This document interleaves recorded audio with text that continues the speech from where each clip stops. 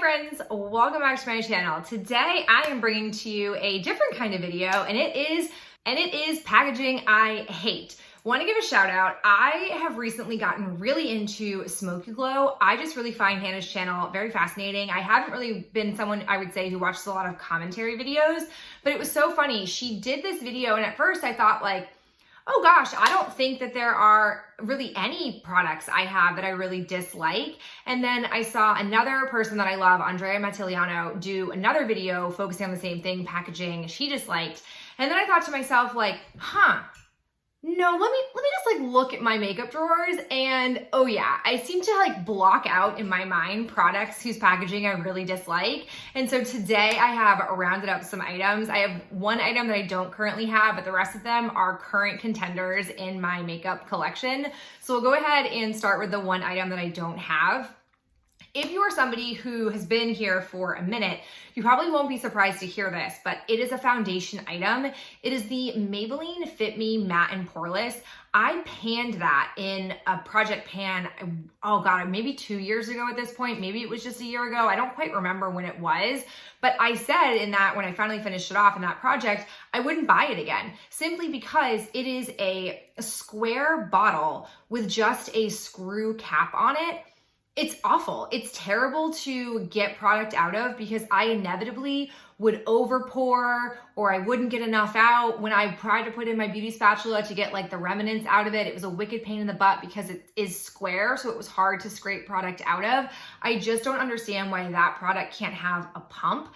I'm pretty sure last year during quarantine, I saw on Trend Mood's page that like they were all excited. Maybelline was super proud of themselves. They had put their foundation into a pouch that you could then squeeze out of. And it was like, Maybelline, you just made up a solution to a problem that we didn't want. Like we just wanted a pump. That's all we wanted. We didn't need a brand new like squeezy tube. This isn't like mushy apples you give to preschoolers. I didn't understand the move to that and I still haven't bought it and I probably won't buy it.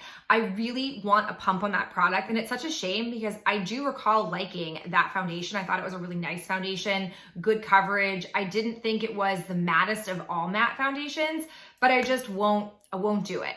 So that is one that I finished off. It didn't deter me from finishing it, but I finished it and have not wanted to go back to it. The second one that I have is probably not gonna be much of a surprise. I think this is a very common one for people to dislike, but it's a bronzer. After I finished off with my bronzer in the fall, I kind of have gone through like a small bronzer crisis because the other powder bronzers that I had, I just wasn't a fan of. So I got rid of them. And then I thought to myself, what will I get now? Like, should I just rebuy the one that I previously had? Like, maybe I'll do that. And then I didn't. I ended up buying the Physicians Formula Butter Bronzer. And this packaging, it sucks. Here's why I dislike it. I don't care that it's thick. That doesn't bother me. I dislike it because inevitably when I open it, this part has to move. I don't see the need for that. I also don't need a mirror. I've never found myself thinking, oh, wow, you know what I could really use on this bronzer right now? A mirror. I'd love to be able to use this circular mirror to try to like find the face pieces that I'm actually applying this to. Like, I don't think this is something I would ever use. So I'm not even advocating for them to put the mirror up here. I don't want the mirror. I don't want the mirror. I don't need it. This thing, don't know what this is, not gonna use that. I just want this by itself with nothing underneath it. You can keep it just as thick. That'd be fine with me. I just don't like that this constantly moves around and I feel like inevitably when I pick it up, I have to like baby it and be gentle to it. It feels very flimsy. So that's the reason I don't like this. And I will admit to you guys, I don't know if I actually love this bronzer anymore as much as I remember. I mean, I've panned one of these before, but there's something about this where I feel like I just want something cooler. I don't know, this feels a little bit warm, so I've gone back and forth with it, but it lives in the collection. I'm not gonna get rid of it for its packaging, but I find it a nuisance. Something else I found that I didn't ever really think about until I started to pan it, Benefit Box Blushes. There are two reasons I don't like this packaging. The first, generally speaking, is because it's square. I realized I've gotten pan on this. This is not the one in my project pan currently. That's my Rockateur blush. But I'm noticing, and I saw the same thing happen with Rockateur, that inevitably because this is square, I'm going to have a problem getting pan on this entirely and using this up without a lot of fuss because my brush naturally moves in a circle form. So I have, when you look up close at this blush, you can almost see like around the perimeter, I'm pretty sure it is at the initial level when I first got it. It's not until you get into the middle part where I mostly swirl my brush are you seeing me get usage. And that is very frustrating because it means I'm going to have to either repress this in here to focus it more to the center as I widen this circle, or I'm going to have to move it completely out into a different pan entirely. And I just feel like for high-end makeup, I shouldn't have to do that. Like, I'm paying a higher price tag and I know you're investing time into your packaging, so don't make me have to put in extra effort. If this were a $10 blush or a $5 blush, fine. I'm gonna be cool with the maintenance because I'm not paying for all like the bells and whistles. But when it comes to something higher end, it's super frustrating. But the other pain in the butt I have, it's not a part of the Coralista blush, but in my Rockateur blush, again, if you've been following the Project Pan saga, there is a like plastic grate on this. I don't know why Coralista has the traditional metal pan.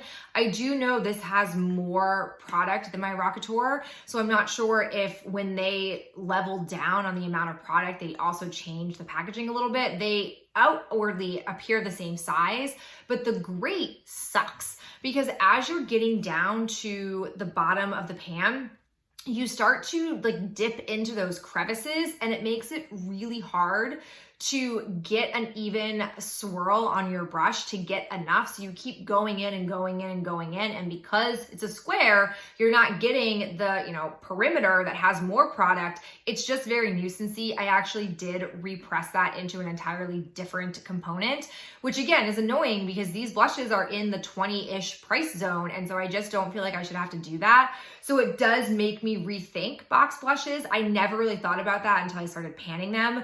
And I love the Benefit blushes, but I just don't love this packaging. Another packaging thing that I hate, and again, it comes from Project Panning. I think if you're somebody who doesn't ever fully use up makeup, you may not have this problem, and it's not exclusive to this product. It's all products packaged like this, but it's concealer. I really dislike these Doe Foot concealer applications. This is the NARS Radiant Creamy Concealer. A girlfriend passed this on to me because she had bought 2 and didn't need 2 of them. She realized how hard it was gonna be to use this up. And the reason I dislike this is because you eventually get to a place with these concealers where, again, maybe if it was circular, it would be less terrible, but I doubt it because lip gloss, we have this same problem. You eventually get to a place where the Doe Foot stops getting sufficient product. And sure, at that point you could throw it away, but there's a ton of product left. So that's a big waste of money. So I have to pop out the plastic stopper. And then you go through this like terrible phase where it gets very messy and you get way too much on the Doe Foot applicator. And eventually it gets, it all works out and you use all the product and that's satisfying.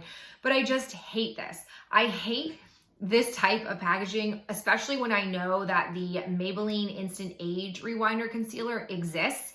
And granted, that has its own peculiarities. I know not everybody loves the sponge or the like brush top of that, but I'm pretty sure you could find an alternative top and still have the satisfaction of being able to get every last drop of your concealer without any effort. It's delightful. I love that concealer. And I don't think it's that much of a surprise. One, the formula is great, which is why I keep coming back, but I also keep coming back to it because I love the packaging. I'll use these. I mean, I always do, but they're just a pain in the butt. And as somebody who does use every drop, I want it to be a little bit easier, like make my life a little bit easier. Another packaging problem that exists for me is with a primer. This is the Beauty Blender, the Leveler Pore Minimizing Primer. I purchased this because of a sample I had gotten. It wasn't a travel size, but it was basically a nice deluxe size sample. And it was basically just in a squeezy bottle that you pushed, product came out, it was great. The product inside this, the formula is delightful. When I saw this packaging, I didn't think anything of it. Here's the issue. Look, I'm squeezing so hard and it's barely coming out. This is such a pain in the butt. I know, I'm telling you now, I know that when this starts to get over the halfway used up point, it's going to be such a bear to get product out of here.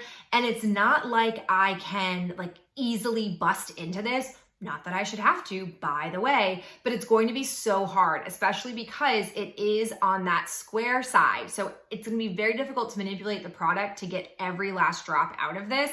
And I'm gonna want every last drop. This was not inexpensive. Like, I want to have this. I like the formula, I like the product, but much like the Maybelline Matte and Poreless, I don't know if I would buy this again, simply because I know it's gonna be so difficult to get product out of here. And there are so many great primers out in the world. I don't have to fuss with this one, so not a fan. I really wish they had kept it in that squeezy sample bottle that I had as my sample, because that's what I loved. It was so easy to use. Like, I want more of that and less of this difficult packaging. Final thing that we have is a perfume. I really don't like rollerballs, but rollerballs I at least feel like you can work with. You can get perfume out. It's not that difficult. It's just more of an inconvenience. However, I don't remember how or why, but I was reunited with the most beautiful perfume ever, which is the Replica Beach Walk Maison Margiela perfume. Probably said the name at the very end there wrong, but oh man, I got this. And I have to tell you, these bottles, let me get closer for you. These bottles that have these little tops and then have this are the worst. This is consumer torture for perfume. I hate these because if you try to use like this top to get perfume out of, you'll be here all day trying to get a sufficient amount of perfume to spread around your body. And if you forego this and just start to like dump it onto you, you'll use up all of it. And this is like liquid perfume gold. I don't want to accidentally dump all of it onto me. So here's what I did to get the perfume out of here, because I have a bunch of like travel decanter types of perfume. I've acquired quite a few of them because I hate rollerballs that much. I basically finagled a toothpick into this hole. I then turned it over and it basically ran down the toothpick into my travel perfume decanter. That's stupid. That is so stupid. I don't know where like perfume companies got the idea that this was solid perfume packaging. If I had paid money for this, I would have been livid. I have another one from Dior. It's the Miss Dior. I can't seem to get, even with the toothpick method, I can't seem to get perfume out of there. I'll probably end up throwing it away because I can't get any perfume out of there, which is stupid because why have perfume if you can't actually put it on your body and smell good for the world? I don't know, I'm just saying, just thinking out loud here. And for how high end this perfume is, like I wanted to buy the full size, but my frustration with this brand is you can either get a rollerball or a spray, or you can get like a giant size. And I'm somebody who doesn't need the giant size. As much as I love this perfume, I don't need 100 ml of perfume. I want like something in the middle that also makes me feel better about price point buying it. But this was just awful. And I actually was tempted to, during Mother's Day, they had a bunch of sales running, but all their sale items had this dumb packaging in there. And I was just like, nope, not gonna shell out any bucks for any of this because all the ones that tempt me have these types of bottles and I'm just not gonna pay you and then put in all that maintenance.